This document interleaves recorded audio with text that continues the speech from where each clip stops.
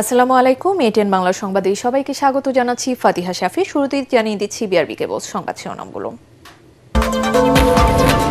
প্রতিবেশী রাষ্ট্রের ইন্ধনে পাহাড়ে অস্থিরতা, মন্তব্য স্বরাষ্ট্র উপদেষ্টার। খাগড়াছড়িতে থমথমে পরিস্থিতি, দেশ বিরোধী চক্র জড়িত, দাবি রিজভির। একটি গোষ্ঠী ধর্মের ভিত্তিতে রাষ্ট্রের বিভাজন সৃষ্টি করতে চায়, সালাউদ্দিন আহমদ। জনগণের রায়কে ভয় পায় বলেই পিআর চায় জামায়াত, মেজর হাফিজ।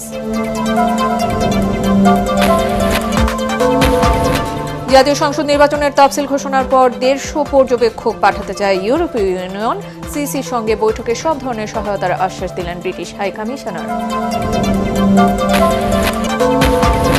আগামী 4 থেকে 25 অক্টোবর পর্যন্ত 22 দিন ইলিশ ধরা ও কেনাবেচা নিষিদ্ধ। মাছের দাম কমাতে না পারায় উপদেষ্টার দুঃখ প্রকাশ।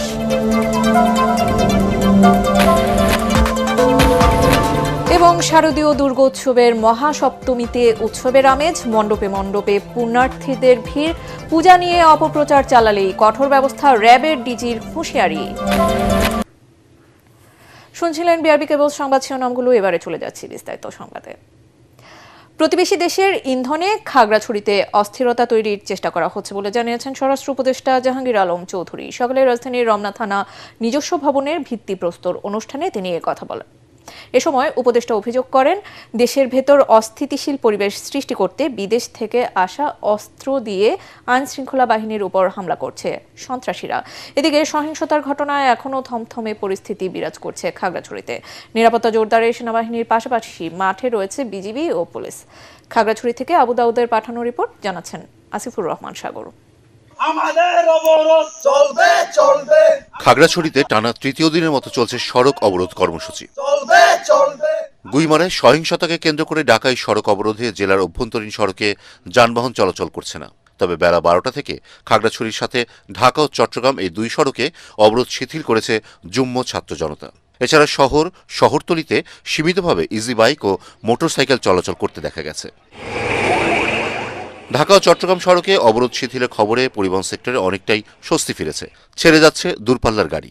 আটকে পড়া বাকি পর্যটক ও জরুরি কাজে অনেকে ছুটছেন নিজ নিজ গন্তব্যে। এদিকে খাগড়াছড়ি বিভিন্ন স্থানে সড়কে ব্যারিকেড ও গাছের গুঁড়ি ফেলে অবরোধ পালন করছেন পিকেটাররা। বেশিরভাগ সড়কে অবরোধ থাকায় যাতায়াতে ভোগান্তিতে পড়েছে স্থানীয়রা। কাঁচামাল লোড করছে চট্টগ্রাম থেকে, গন্তব্য পানছড়ি। আজকে 3 দিন হচ্ছে রাস্তায় জালিয়াবাড়া থেকে খাগড়াছড়ি এসকর্ট দিয়ে আনছে। খাগড়াছড়ি থেকে শুনতেছি পানছড়ি এসকর্ট দেবে। এসকর্ট দিলে যাইতে পারবো, না হলে যাবো না। ঘুম নাই, রাস্তায় পড়ে আছি। এখন যদি প্রশাসন আমাদেরকে একটু যাওয়ার সুযোগ করে দিত, হয়তো বাসায় যাইতে পারতাম। এখানে আমরা খুবই কষ্টে আছি। এখানে যে আন্দোলন, এটা আমরা আসলে বাইরে থেকে খুব একটা আজ করতে পারিনি। এখানে এসে আমরা একটা ভয়াবহ পরিস্থিতির মুখে আছি। খাগড়াছড়ি বিজিবির sector commander colonel Mohammad Abdul Mottakim এক ব্রিফিংয়ে জানান, অবরোধ প্রত্যাহার করা হলেই 144 ধারাও তুলে নেওয়া হবে। আমাদের কঠোর অবস্থানের কারণে খাগড়াছড়ি এলাকার আশেপাশের এলাকায় কোথাও কোনো অপ্রীতিকর ঘটনা ঘটেনি। আমাদের চেষ্টা অব্যাহত রেখেছি। যে অবরোধ ডাকা হয়েছে, অবরোধটিও অতি দ্রুত এই এলাকা থেকে এটা প্রত্যাহার করা হবে এবং আমরাও 144 ধারা প্রত্যাহার করে নেব যদি অবরোধ প্রত্যাহার করা হয়, এবং সেই ক্ষেত্রে এলাকা শান্তি শৃঙ্খলা আবার স্বাভাবিক হবে বলে আমি আশা করি। এদিকে রাজধানীতে এক অনুষ্ঠানে প্রতিবেশী দেশের ইন্ধনে খাগড়াছড়িতে অস্থিরতা তৈরির চেষ্টা করা হচ্ছে বলে জানিয়েছেন স্বরাষ্ট্র উপদেষ্টা জাহাঙ্গীর আলম চৌধুরী। ভারতের ইন্ধনে বা ফ্যাসিস্টদের ইন্ধনে এই ঘটনাটা ঘটাচ্ছে। তা আমরা এটা যেন ঘটাতে না পারে, এই জন্য আমরা আমাদের সর্বাত্মক ব্যবস্থা নিচ্ছি। এবং আমাদের যে উপদেষ্টা মানে প্রদীপ ভাই, আমাদের পার্বত্য চট্টগ্রামের যে উপদেষ্টা, উনি ওই জায়গায় আছেন। উনি এই জিনিসটাও দেখতেছেন। উনি আইন শৃঙ্খলা বাহিনী এবং লোকাল লিডারদের সাথে কথা বলছেন। এখন পরিস্থিতি মোটামুটি সন্তোষজনক অবস্থায় আছে। অপরদিকে রোববার খাগড়াছড়িতে সহিংসতায় নিহত 3 জনের পরিচয় পাওয়া গেছে। তারা সবাই গুইমারা উপজেলার বাসিন্দা।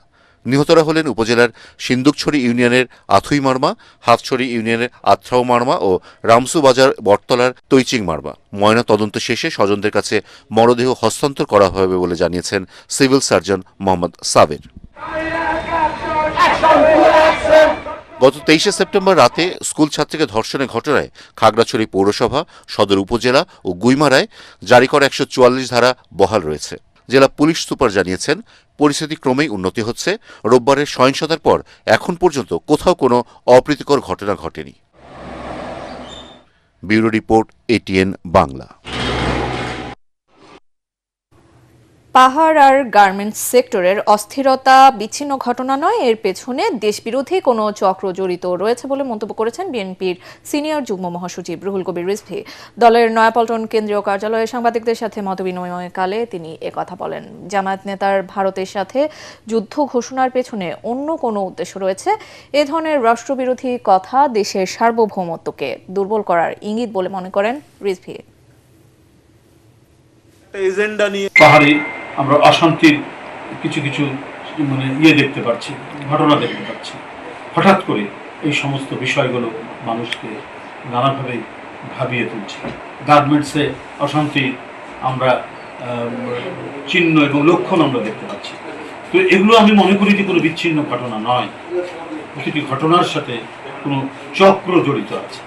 আক্রমণ যদি করে পার্শ্ববর্তী দেশ, যুদ্ধ হতে পারে, এই কথাগুলো এই মুহূর্তে বলা, এটা আমি মনে করি এটা একটা বড় ধরনের কোনো গেম প্ল্যান কিনা, এটা সাধারণ মানুষের কাছে প্রশ্ন হয়ে দেখা।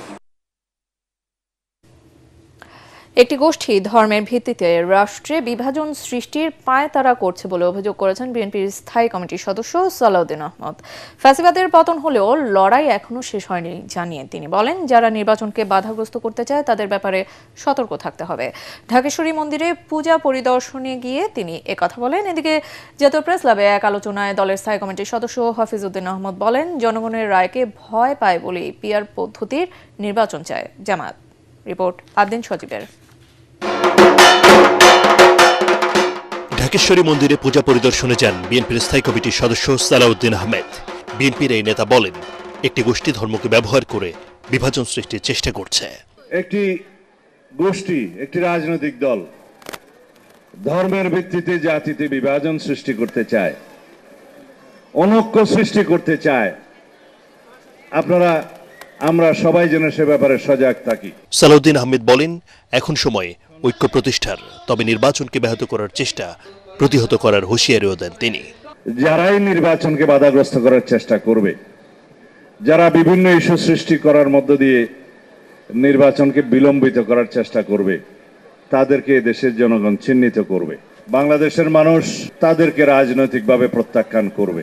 এদিকে জাতীয় প্রেস ক্লাবে দলের স্থায়ী কমিটির সদস্য হাফিজউদ্দিন আহমদ বলেন, দেশের অধিকাংশ মানুষ পিআর না বুঝলেও তা চাপিয়ে দেওয়ার চেষ্টা করছে দুই একটি দল। দুই তিনটি রাজনৈতিক দল মিলে তো একটি নির্বাচনী ব্যবস্থা জনগণের উপরে চাপিয়ে দিতে পারে না। গণতান্ত্রিক ব্যবস্থা হলো জনগণের সম্মতিতে সিদ্ধান্ত গ্রহণ। আমরা স্বৈরাচারের দোসরদেরকে মাঠে রেখে নির্বাচনে যেতে পারে না। যারা বলছে যে নির্বাচন হতে দেওয়া হবে না, বিএনপি কোনো দুর্বল দল নাই। কারা নির্বাচন হতে দেবে না, ইনশাআল্লাহ আমরা রাজপথে দেখতে চাই। দুর্গোৎসবে কোথাও যেন বিশৃঙ্খলা সৃষ্টি না হয়, সেজন্য নেতাকর্মী ও দেশবাসীকে সতর্ক থাকার আহ্বান জানান তারা। আদ্দিন সজীব, ATN বাংলা, ঢাকা। আগামী জাতীয় সংসদ নির্বাচনের তফসিল ঘোষণার পর 150 পর্যবেক্ষক পাঠাতে চায় ইউরোপীয় ইউনিয়ন। রাজধানীতে নির্বাচন ভবনে ইইউ প্রতিনিধি দলের সাথে বৈঠক শেষে কমিশন সচিব আক্তার আহমেদ জানান, নির্বাচনের সার্বিক বিষয়ে সার্বক্ষণিক মূল্যায়নেরও আগ্রহ জানিয়েছে দলটি। এছাড়া প্রধান নির্বাচন কমিশনারের সাথে বৈঠক করে British high commissioner Sarah Cook জানিয়েছেন, পোলিং এজেন্টদের প্রশিক্ষণ সহ নির্বাচনের আনুষঙ্গিক বিষয়ে ইসিকে সহযোগিতা করতে আগ্রহী যুক্তরাজ্য। ইমদাদুল্লাহ বাবুর রিপোর্ট। জাতীয় নির্বাচন যতই ঘনিয়ে আসছে ততই বাড়ছে বিদেশি উন্নয়ন সহযোগীদের তৎপরতা। সোমবার রাজধানীর আগারগাঁওয়ে নির্বাচন ভবনে আসে ইউরোপীয় ইউনিয়নের প্রাক নির্বাচনী বিশেষজ্ঞ দল। ইসি সচিব আক্তার আহমেদের সাথে প্রায় 1 ঘণ্টা বৈঠক করে দলটি। পরে গণমাধ্যমকে বৈঠকের বিষয় নিয়ে ব্রিফ করেন সচিব। তিনি জানান, বিভিন্ন ধাপে পর্যবেক্ষক পাঠানোর পাশাপাশি তাদের কার্যক্রমের পরিসর নিয়ে আলোচনা করেছে প্রতিনিধি দলটি। আমাদেরকে যে ধারণা দিয়েছেন সেটা হচ্ছে 150, এবং ওনারা বিভিন্ন প্রশ্ন করেছেন, যেমন ওনারা ভোট কেন্দ্রে ঢুকতে পারবেন কিনা, গোপন কক্ষ সেটা সম্পর্কে জানতে চেয়েছেন, তারপরে আপনার ভোট কাউন্টিংয়ের সময় থাকতে পারবেন কিনা। মোটামুটিভাবে ওনারা আসতে চান শিডিউল ঘোষণার সময় থেকে ওনারা আসবেন বিভিন্ন পর্যায়ে, সবাই যে একসাথে 150 জন আসবেন তা না। তিনি আরও জানান, চট্টগ্রাম ও সৈয়দপুর সফর করে ইসির সার্বিক কার্যক্রমে সন্তোষ প্রকাশ করেছে ইউর প্রতিনিধি দল। ইইউ, পররাষ্ট্র মন্ত্রণালয় এবং ইসির মধ্যে পর্যবেক্ষণ সংক্রান্ত একটি ত্রিপক্ষীয় চুক্তি স্বাক্ষর হবে বলেও জানিয়েছেন ইসি সচিব। ওনাদের অবজারভেশন আমাদের সাথে এবং ফার্দার ক্লারিফিকেশন নিয়ে কালকে ফিরে যাবেন এবং যাওয়ার পরে ওনারা বোধহয় একটা প্রতিবেদন পাঠাবেন। আমাদেরকে ওনারা এমওইউ এর একটা ড্রাফট দিয়ে গেছেন, আমরা পর্যালোচনা করে ড্রাফটটা সাইনিং এর ব্যাপারে আগাবো। আমাদের কোনো অবজারভেশন থাকলে আমরা এদেরকে জানাবো যে আমাদের এই অবজারভেশন আছে, আর যদি না থাকে তাহলে যা আছে সেটা অনুযায়ী এটা হবে। এদিন নির্বাচন ভবনে প্রধান নির্বাচন কমিশনার এএমএম নাসির উদ্দিনের সাথে সাক্ষাৎ করেন British high commissioner Sarah Cook. বৈঠক শেষে তিনি বলেন, বাংলাদেশে অবাধ, সুষ্ঠু, বিশ্বাসযোগ্য ও শান্তিপূর্ণ নির্বাচন আয়োজনে সহযোগিতা করবে যুক্তরাজ্য। The UK is supporting the Election Commission, particularly through national civic education programs, particularly for vulnerable groups here in the country, and also the training of polling staff. নির্বাচনকে সামনে রেখে কমিশন এবং অন্তর্বর্তী সরকারের প্রচেষ্টার প্রশংসা করেন Sarah cook. Thank you very much. Your Excellency, Imdadullah Babu, ATN Bangla, Dhaka. Bangladesh জামায়াতে ইসলামের আমির ডাক্তার শফিকুর রহমানের সঙ্গে সৌজন্য সাক্ষাৎ করেছেন ভুটানের রাষ্ট্রদূত মিস দাশো কারমা হামুদর্জি। সকালে জামায়াত আমিরের সঙ্গে তার বসুন্ধরার কার্যালয়ে অনুষ্ঠিত বৈঠকে উপস্থিত ছিলেন দূতাবাসের কাউন্সিলর জিগ্রেল ওয়াই শেরিং। বৈঠকে তারা বাংলাদেশ ও ভুটানের স্বার্থ সংশ্লিষ্ট বিভিন্ন বিষয় নিয়ে আলোচনা করেন। ভবিষ্যতে উভয় দেশের মধ্যে দ্বিপক্ষীয় বাণিজ্যিক ও অর্থনৈতিক সম্পর্ক উন্নয়ন ও অগ্রগতির ধারা অব্যাহত রাখতে দৃঢ় প্রত্যয় ব্যক্ত করেন তারা। এ সময় জামায়াতে ইসলামের সহকারী সেক্রেটারি জেনারেল অ্যাডভোকেট এহসানুল মাহবুব জুবায়ের ও দলের পররাষ্ট্র বিষয়ক উপদেষ্টা মাহমুদুল হাসান উপস্থিত ছিলেন।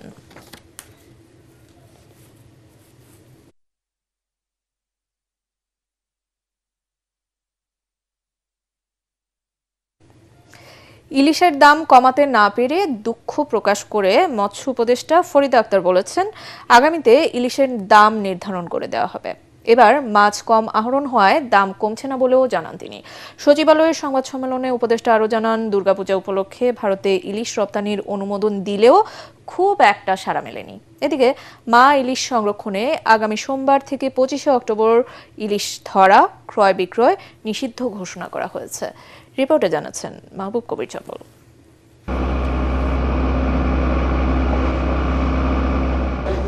ইলিশের স্বাদ ভুলতে বসেছেন সাধারণ মানুষ। মাছের রাজা ইলিশ এখন উঁচু শ্রেণীর মানুষদের খাবার। 1 কেজি ওজনের ইলিশ বিক্রি হচ্ছে 2200 থেকে 2300 টাকায়। জাটকা ইলিশের দামও 1200 থেকে 1400 টাকা কেজি। ট্যারিফ কমিশনের হিসেবে 1 কেজি ইলিশে সব মিলিয়ে খরচ দাঁড়ায় 850 টাকা, কিন্তু বাজারে বিক্রি হচ্ছে 3 গুণ দামে। এর জন্য দুঃখ প্রকাশ করে মৎস্য ও প্রাণিসম্পদ উপদেষ্টা বলছেন, সব পক্ষের সাথে আলোচনা করে আগামীতে এই মাছের দাম নির্ধারণ করে দেয়া হবে। আমি দুঃখ প্রকাশ করছি। এমনিতে আমরা আড়তদার বা এদের কাছ থেকে যখন আমরা ওদেরকে মিটিং এ ডেকে কথা বলছি, ওরা বলছে মাছই তো আসে না, আমি দাম কমাবো কি, মানে মাছ আসেই না, মাছ নাই। যদি ট্যারিফ কমিশন মূল্য নির্ধারণ করে দিতে পারে, সুপারিশ করে, আমরা সেটাকে স্বাগত জানাবো, আমরা দিব। ইলিশ চাষে কোনো খরচ নেই, শুধু সাগর থেকে ধরে আনতে হয়। তাহলে এই মাছের দাম এত কেন? এমন প্রশ্নের জবাব দেন উপদেষ্টা। ডিজেল লাগে, তারপর ওদের বরফ লাগে, ওদেরকে রাখতে হয়, এবং এটা শ্রমিকের খরচ আছে, আহরণের খরচ অনেক বেশি, 2000-এর বেশি। ও দামেই কিনেছে যেটা, তবে আমরা আনাতে পেরেছিলাম যেহেতু বরিশাল থেকে, তবুও দাম বেশি ছিল। তিনি জানান, এবার দুর্গাপূজা উপলক্ষে 1200 টন ইলিশ ভারতে রপ্তানির অনুমোদন দেয়া হলেও রপ্তানি হয়েছে 100 টনের মতো।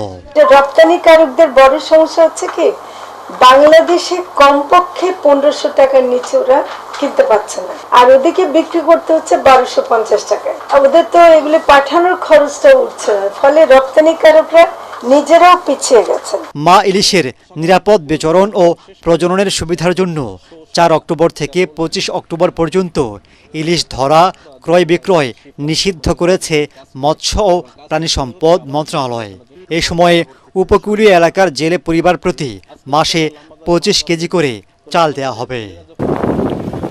মাহবুব কবির চপল, ATN বাংলা, ঢাকা। আজ মহাসপ্তমী। পূজা অর্চনার মধ্য দিয়ে মণ্ডপে মণ্ডপে দেবীর প্রাণ প্রতিষ্ঠা করা হয়। সকাল থেকেই উত্তরা সার্বজনীন পূজা মন্দির সহ রাজধানীর বিভিন্ন মণ্ডপে দেবীর আরাধনা করেন সনাতন ধর্মাবলম্বীরা। ফুল, জল, বেলপাতায় দেবীকে অঞ্জলি দেন ভক্তরা। রিপোর্ট ঐশী গোস্বামী প্রমার।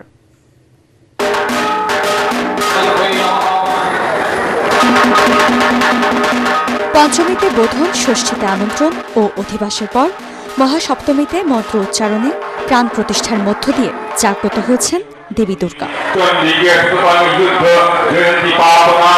মহাসপ্তমী তিথিতে সকাল থেকেই নবপত্রিকা প্রবেশ, স্থাপন, সপ্তমাধি কল্পারম্ভ আর বিহিত পূজার মাধ্যমে জাগিয়ে তোলা হয়েছে দেবী মহামায়াকে।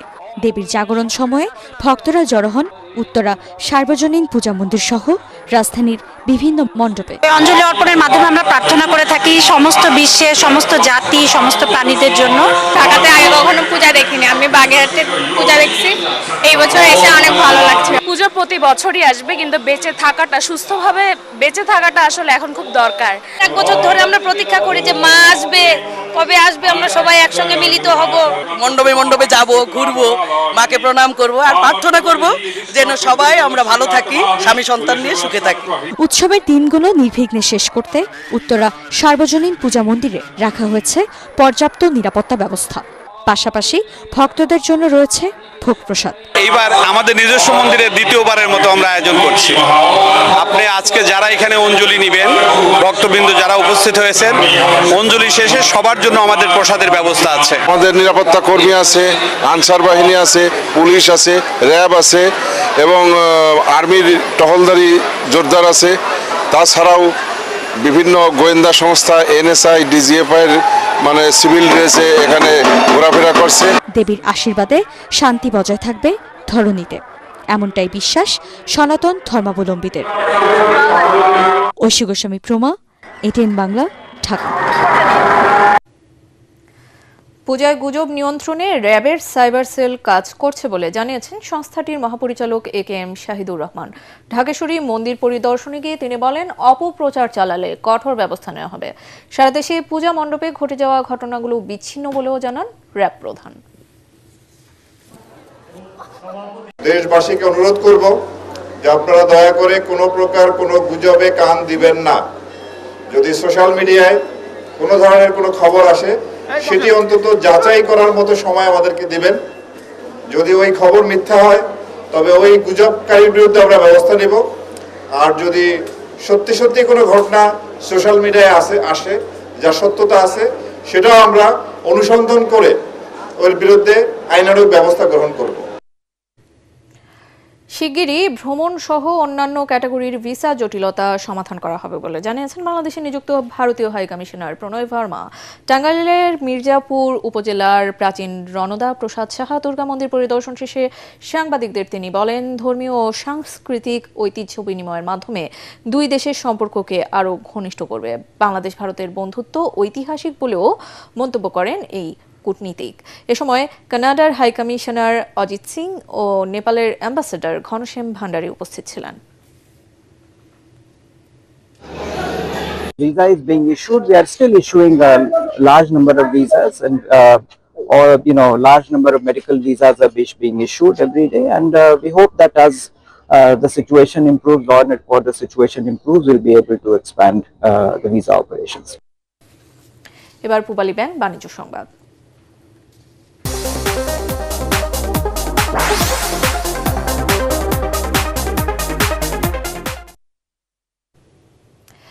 তুলার দাম বাড়াসহ নানা সংকটে শত বছরের পুরনো নারায়ণগঞ্জের টান বাজারের সুতা বাণিজ্য। একসময় এখান থেকেই দেশের প্রায় 100% সুতার সরবরাহ হলেও এখন তা নেমে এসেছে অর্ধেকে। এতে ব্যবসায়ীদের পাশাপাশি ক্ষতিগ্রস্ত শ্রমিকরা। বাধ্য হয়ে পেশা বদলাচ্ছেন অনেকে। সুতা ব্যবসার হারানো ঐতিহ্য ফেরাতে সরকারের পদক্ষেপ চেয়েছেন স্থানীয় ব্যবসায়ীরা। এ পর্যায়ে আল আরাফা ইসলামী ব্যাংক অর্থ সংবাদ।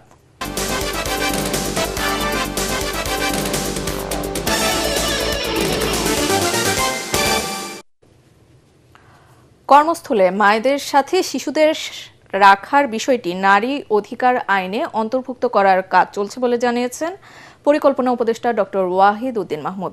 রাজধানীর গুলশানে নারীর অবৈতনিক কাজের অর্থনৈতিক স্বীকৃতি এবং একে জাতীয় পরিকল্পনায় অন্তর্ভুক্তি শীর্ষক সেমিনারে তিনি জানান, মাতৃত্বকালীন ছুটির বাধ্যবাধকতার বিষয়টি নিয়েও কাজ চলছে। বর্তমান সময় নারীরা পুরুষদের চেয়ে বেশি সক্ষমতা দেখাচ্ছে উল্লেখ করে বিভিন্ন খাতে নারীদের কাজের চাপ কমানোর ব্যাপারে সরকারের নানা উদ্যোগের কথা তুলে ধরেন পরিকল্পনা উপদেষ্টা। সেমিনারে মানুষের জন্য ফাউন্ডেশন সহ বিভিন্ন বেসরকারি সংস্থা এবং দেশি বিদেশি প্রতিনিধিরা অংশ নেন। মহিলাদের the right of women to take their young babies to their workplace. This will be a legal right. এটা আমরা করতে যাচ্ছি। একই কাজের জন্য পুরুষদের মজুরি মহিলাদের থেকে সিস্টেমেটিক্যালি মেয়েদের কম। এটার কোনো there is no economics of it. রাজধানীর সবুজবাগে মহামায়া মৈত্রী সংসদ আয়োজন করেছে শারদীয় দুর্গোৎসবের। সকাল থেকে পূজা অর্চনা, দেবী দর্শন, অঞ্জলি প্রদানে ভক্ত পুণ্যার্থীদের আনাগোনায় মুখরিত বাসাবো বালুর মাঠ সংলগ্ন এই পূজা মণ্ডপ। আজ মহাসপ্তমীতে অনুষ্ঠিত হয় বিহিত পূজা। এই পূজা মণ্ডপের সার্বিক ব্যবস্থাপনায় রয়েছেন মহামায়া মৈত্রী সংসদের সভাপতি সুকুমার বিকাশনাথ, সাধারণ সম্পাদক মানিক রায় চৌধুরী ও দুর্গোৎসবের আহ্বায়ক ইন্দ্রভূষণ গোস্বামী।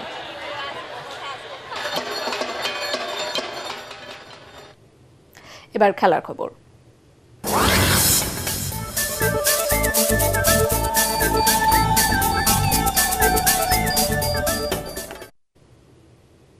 বিনা প্রতিদ্বন্দ্বিতায় বাংলাদেশ ক্রিকেট বোর্ড বিসিবির পরিচালক হওয়ার পথে আমিনুল ইসলাম বুলবুল ও নাজমুল আবেদিন ফাহিম। বিসিবি পরিচালনা পর্ষদের নির্বাচনে মনোনয়নপত্র যাচাই বাছাই শেষে জমা পড়া 51টি মনোনয়নপত্রের মধ্যে 48টিকে বৈধ হিসেবে ঘোষণা করেন রিটার্নিং অফিসার। বৈধতা পায়নি 3টি মনোনয়নপত্র। আরও জানাচ্ছেন পরাগার মান। বাংলাদেশ ক্রিকেট বোর্ড বিসিবির পরিচালনা পর্ষদের নির্বাচনে বিনা প্রতিদ্বন্দ্বিতায় পরিচালক হতে যাচ্ছেন বর্তমান সভাপতি আমিনুল ইসলাম বুলবুল ও সহসভাপতি নাজমুল আবেদিন ফাহিম। আসন্ন নির্বাচনে 3 ক্যাটাগরি থেকে মনোনয়নপত্র নিয়েছিলেন 60 জন কাউন্সিলর। জমা পড়েছিল 51টি। যাচাই বাছাই শেষে খসড়া তালিকা প্রকাশ করে returning officer doctor Sheikh Zobayed Hossain জানান, 51টি মনোনয়নপত্র জমার বিপরীতে 48টা বৈধ হয়েছে, 3টি বাতিল হয়েছে। আমাদের ঢাকা বিভাগে আপনারা জানেন যে 3টি মনোনয়নপত্র জমা পড়েছিল, এর মধ্যে ঢাকা বিভাগের 1টি মনোনয়নপত্র বাতিল হয়েছে। সেটা হচ্ছে জামালপুর ক্রীড়া সংস্থা, এস.এম. আব্দুল্লাহ আল ফুয়াদ রেদওয়ান। ঢাকা বিভাগ থেকে 2 জন পরিচালক হবেন। জামালপুর জেলা ক্রীড়া সংস্থার প্রার্থী এস.এম. আব্দুল্লাহ আল ফুয়াদ রেদওয়ানের মনোনয়নপত্র বাতিল হওয়ায় বর্তমান সভাপতি আমিনুল ইসলাম বুলবুল এবং নাজমুল আবেদিন ফাহিম বিনা প্রতিদ্বন্দ্বিতায় পরিচালক হওয়ার পথে রইলেন। এদিকে চট্টগ্রাম বিভাগে জমা পড়া 4টির মধ্যে বাতিল হয়েছে চাঁদপুর জেলা ক্রীড়া সংস্থার মনোনয়নপত্র। রাজশাহী বিভাগে বাতিল হয়েছে রাজশাহী জেলা ক্রীড়া সংস্থার মনোনয়ন। ইতিমধ্যে সিলেট থেকে রাহাত শামস, বরিশাল থেকে সাখাওয়াত হোসেন, খুলনা থেকে জুলফিকার আলী খান এবং রাজ্জাক রাজ বিনা প্রতিদ্বন্দ্বিতায় পরিচালক হওয়ার পথে রয়েছেন। এবার তাদের সঙ্গী হলেন ঢাকা বিভাগের 2 প্রার্থী বুলবুল ও ফাহিম। তবে যাদের মনোনয়নপত্র বাতিল হয়েছে তারা মঙ্গলবার সকাল 10টা থেকে দুপুর 1টার মধ্যে আপিল করতে পারবেন। পরাগার মান, এটিএন বাংলা, ঢাকা। সংবাদ শেষ করছি, তার আগে বিআরবি কেবল সংবাদ শিরোনামগুলো থাকছে আরও একবার। প্রতিবেশী রাষ্ট্রের ইন্ধনে পাহাড়ে অস্থিরতা, মন্তব্য স্বরাষ্ট্র উপদেষ্টার। খাগড়াছড়িতে থমথমে পরিস্থিতি, দেশবিরোধী চক্র জড়িত, দাবি রিজভির।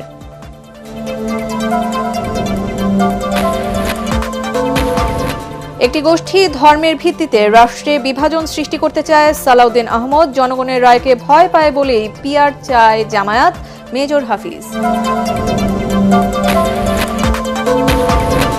জাতীয় সংসদ নির্বাচনের তাফসিল ঘোষণার পর দেশ ও পর্যবেক্ষক পাঠাতে চায় ইউরোপীয় ইউনিয়ন। সিসির সঙ্গে বৈঠকে সব ধরনের সহায়তার আশ্বাস দিলেন ব্রিটিশ হাই কমিশনার। আগামী 4 থেকে 25 অক্টোবর পর্যন্ত 22 দিন ইলিশ ধরা ও কেনাবেচা নিষিদ্ধ। মাছের দাম কমাতে না পারায় উপদেষ্টার দুঃখ প্রকাশ।